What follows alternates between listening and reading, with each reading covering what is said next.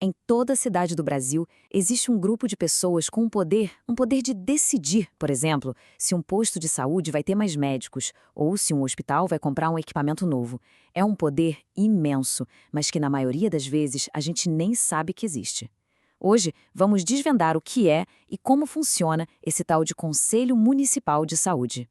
Para a gente entender bem esse órgão, nosso caminho vai ser o seguinte: primeiro, o direito à saúde. Depois, o que é o controle social.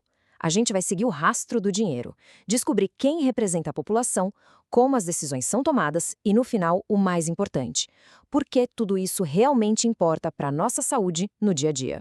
Bom, para entender por que esses conselhos existem, a gente precisa voltar um pouquinho, lá na base de tudo. Tem uma promessa fundamental que está escrita na nossa Constituição. Tá aí, uma única frase lá no artigo 196. A saúde é direito de todos e dever do Estado. Parece simples, né? Mas essa é a base de todo o Sistema Único de Saúde, o nosso SUS. É uma promessa gigantesca. Pois é, ter um direito escrito no papel é uma coisa. Outra coisa, bem diferente, é fazer com que essa promessa se torne realidade em cada cantinho do país. Como é que a gente garante isso? Precisa ter um jeito de fiscalizar se o Estado está mesmo fazendo a sua parte. E a resposta para isso está num conceito muito poderoso chamado controle social. E quem é que exerce esse controle na prática, no dia a dia da saúde? Justamente o Conselho Municipal de Saúde. Vamos pensar nele como se fosse um conselho de administração da saúde da cidade. Um conselho liderado pelos próprios cidadãos e, olha só, com poderes reais, definidos por lei. Ele não é um órgão que só dá palpite, não. Ele é deliberativo, ou seja, ele decide. Mas onde é que esse poder fica mais concreto? Onde a gente vê ele acontecendo de verdade? A resposta é bem direta. É só seguir o dinheiro. Funciona assim: todo o dinheiro da saúde do município, não importa se vem de imposto local, do governo federal, estadual, tudo vai para uma conta única, especial, chamada Fundo Municipal de Saúde. E adivinha quem fiscaliza cada centavo que entra e sai dessa conta? O Conselho. E aqui tem um número que é fundamental a gente guardar: 15%. Por lei, todo município no Brasil é obrigado a investir, no mínimo, 15% de tudo que arrecada com seus impostos direto na saúde. E o Conselho está lá, de olho, para ser o guardião dessa regra. E esse quadro aqui ilustra perfeitamente o trabalho do Conselho. Eles garantem que esses 15% sejam gastos com o que é saúde de verdade: remédios, salários das equipes, controle de doenças, e não com outras despesas que, apesar de serem importantes, não são da área da saúde, tipo limpeza da rua ou merenda da escola. Cada coisa no seu lugar. Certo. Então o Conselho fiscaliza o dinheiro. Se ele tem todo esse poder, a pergunta que não quer calar é: afinal, quem são as pessoas que sentam nessas cadeiras e formam o Conselho? A composição dele foi pensada para ser bem democrática. Olha só. Metade das vagas, 50%, é reservada para representantes de quem usa o sistema de saúde, a gente.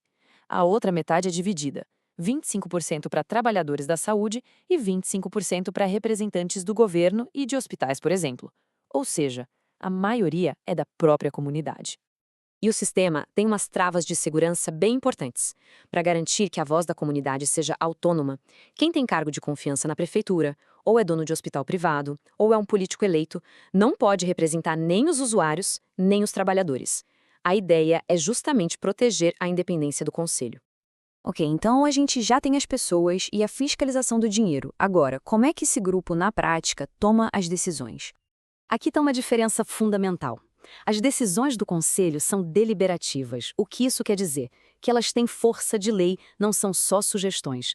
E elas viram um documento oficial chamado resolução. O processo é bem informal.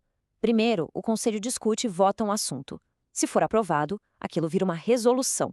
Aí, esse documento é enviado para o prefeito, que tem um prazo de 30 dias para homologar, que é tipo dar a aprovação final. E se o prefeito discordar? Ele é obrigado a justificar, por escrito, por que rejeitou e mandar essa justificativa de volta para o próprio Conselho. Isso cria uma responsabilidade direta. Certo, agora vamos juntar todas essas peças. Por que, no fim das contas, a existência desse conselho faz tanta diferença na qualidade da saúde que a gente recebe? Esse poder todo é tão sério que os conselhos são tema de guias e manuais oficiais, como este aqui do Tribunal de Contas. É para garantir que todo mundo, gestores, conselheiros e sociedade, entenda direitinho qual é o papel e a responsabilidade de cada um nesse jogo. O conselho é a peça central de todo o ciclo da gestão da saúde. Ele aprova o plano e o orçamento lá no começo, depois acompanha a prefeitura executando tudo e, por fim, ele avalia os relatórios de prestação de contas. É um ciclo que não para, feito para garantir que o dinheiro público vire de fato um serviço de qualidade. E agora a gente chega talvez no ponto mais poderoso de todos. Sem a aprovação do Conselho de Saúde, o município simplesmente não recebe as verbas federais do SUS. É isso mesmo. A atuação do Conselho é, na prática, a chave que abre o cofre dos recursos que vêm para a saúde local. Sem essa chave, o dinheiro não chega. Então, como a gente viu, o potencial do Conselho de Saúde é uma coisa gigantesca. A grande questão que fica, no final, é pensar, na nossa cidade, esse conselho está funcionando de verdade? Ele está sendo, de fato, a voz da comunidade na hora de decidir os rumos da saúde? Conhecer esse mecanismo todo já é o primeiro passo para a gente poder cobrar.